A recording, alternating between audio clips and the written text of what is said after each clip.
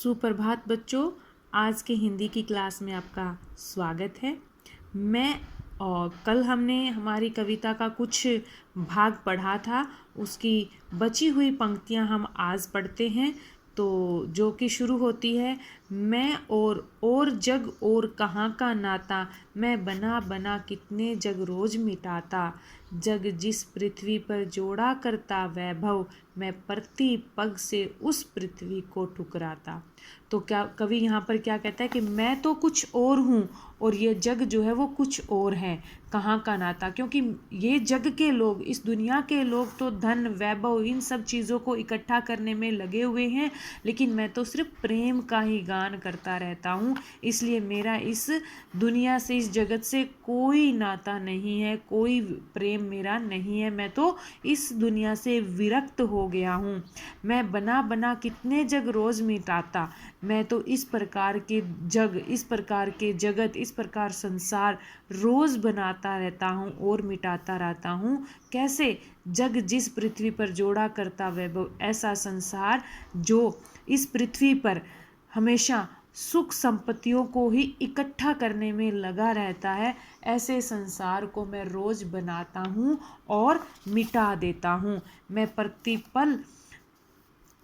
प्रति पग से उस पृथ्वी को ठुकराता, और हर पल मैं इस प्रकार की पृथ्वी को ठुकराता रहता हूँ जिस पर लोग केवल और केवल धन संपत्ति के चक्कर में ही उलझे रहते हैं।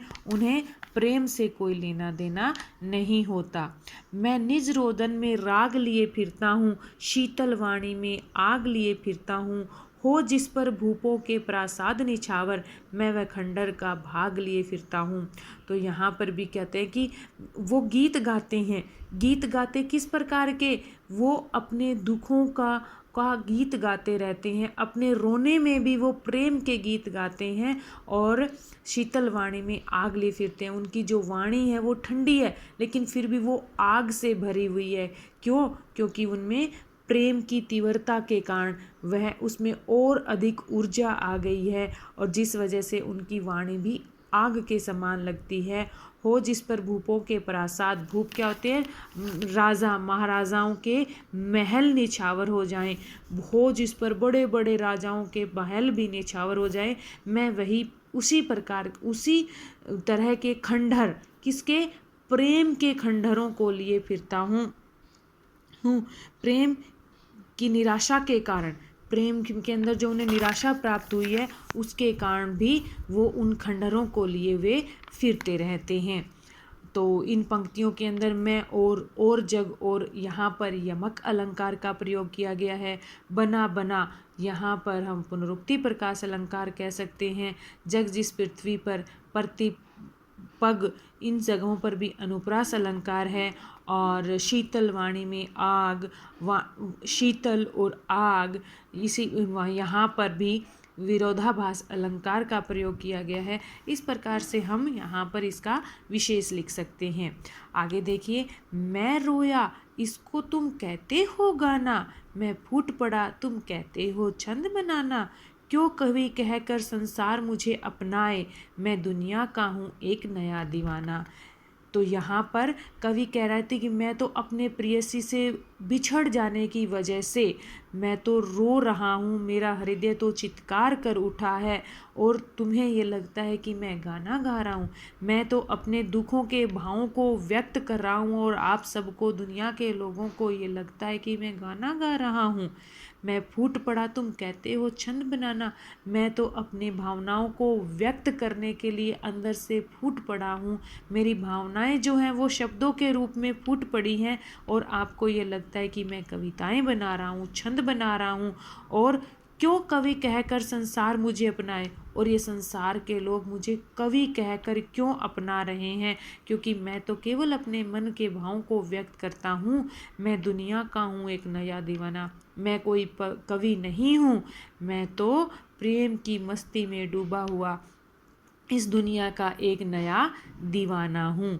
मैं दीवानों का वेश लिए फिरता हूँ, मादकता निशेष लिए फिरता हूँ, जिसको सुनकर जग झूम झुके लहराए, मैं मस्ती का संदेश लिए फिरता हूँ।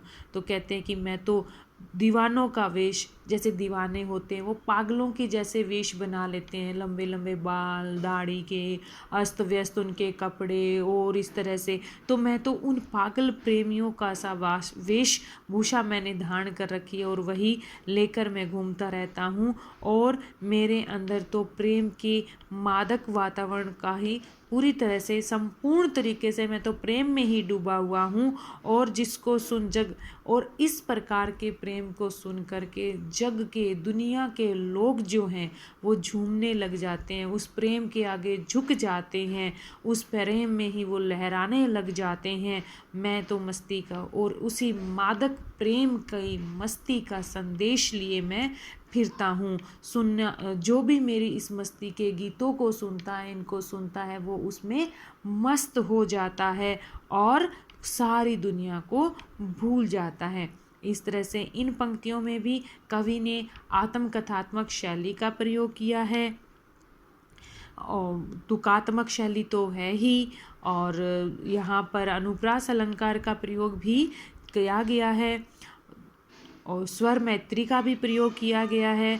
लिए, फिरता हूँ इत्यादि जगह पर स्वर मैत्री का भी प्रयोग किया गया है। इस प्रकार से इस कविता के अंदर प्रेम के महत्व को बताया गया है कि प्रेम ही सब कुछ इस दुनिया में है। इसी तरह से एक अगला जो हमारा गीत है जिसका नाम है दिन जल्दी जल्दी ढलता है, यह भी हरिवंश राय बच्चन जी द्वारा ही लिखी गई कविता है जो उनके निशा निमंत्रण काव्य संग्रह में है। तो यहाँ पर कवि क्या कहते हैं, हो जाए ने पथ में रात कहीं, मंजिल भी तो है दूर नहीं, यह सोच थका दिन का पंथी भी जल्दी जल्दी चलता है, दिन जल्दी जल्दी ढलता है। तो यहाँ पर कवि क्या कह रहे हैं, हो जाए न पथ में रात कहीं। अब जो राही है, पथिक है, वो दिन भर चल करके थक तो चुका है लेकिन फिर भी वो सोच रहा है कि कहीं रास्ते में ही रात ना हो जाए, और अब मंजिल अधिक दूर नहीं है, इसीलिए मंजिल पास आने ही वाली है, हम मंजिल पर पहुंचने ही वाले हैं। यही सोच करके जो पूरे दिन में थकान से जो पंथी था, पथिक था, जो पूरे दिन की थकान में था, फिर भी वो जल्दी जल्दी चलता है क्योंकि दिन जल्दी जल्दी ढलता है। जब सूर्य अस्त होने वाला होता है, या हम ये कह सकते हैं कि जब हमें हमारी मंजिल मिलने ही वाली होती है, तब हमें यूं लगता है कि यह समय तो बहुत ही जल्दी बीतता जा रहा है, तो हम थोड़ा और स्पीड से चलें तो हम अपनी मंजिल को प्राप्त कर लेंगे। बच्चे प्रत्याशा में होंगे, नीड़ों से झांक रहे होंगे, यह ध्यान परों में चिड़िया के भरता कितनी चंचलता है, दिन जल्दी जल्दी ढलता है। अब जो चिड़िया होती है सुबह भर से अपने घोंसलों से बाहर निकलती है, दाना पानी की तलाश में निकलती है, और पूरे दिन ख़त्म होने के बाद जैसे ही बच्चे प्रत्याशा, उनकी प्रत्याशा प्रति आशा, बदले में वो किस प्रकार की प्रत्याशा में होंगे कि उनके माता पिता आएंगे, उनसे प्रेम करेंगे और उनको खाना ला कर देंगे, पानी ला कर देंगे। इस आशा के अंदर वो अपने नीड़ों से, अपने घोंसलों से झांक रहे होंगे। जब यह बात चिड़िया के दिमाग में आती है, चिड़िया को ये बात का एहसास होता है कि तुम्हारे बच्चे सुबह से अकेले हैं, तो वह उनके ध्यान में ये बात आते ही उनके परों में, उनके पंखों में और अधिक चंचलता भर देता है, वो उनमें तीव्रता भर देता है और दिन जल्दी जल्दी ढलता है। मुझसे मिलने को कौन विकल, मैं हूँ किसके हित चंचल, यह प्रश्न स्थिल करता पद को भरता, उर में विवलता है, दिन जल्दी जल्दी ढलता है। अब जो पथिक है, या हम ये कहें कि कवि हैं, वो क्या कहता है कि मुझसे मिलने को कौन व्याकुल, विकल मतलब व्याकुल, मुझसे मिलने को कोई भी व्याकुल नहीं है। मैं किससे मिलने के लिए इतनी अधिक तेजी दिखाऊं, चंचलता दिखाऊं, कोई मुझसे प्रेम करने वाला तो है ही नहीं। जब यह प्रश्न उनके दिमाग में आता है, उनको ध्यान आता है, तो उनके पैरों को शिथिल कर देता है, रोक देता है, और उनके हृदय में विह्वलता, निराशा और उदासी भर देता है।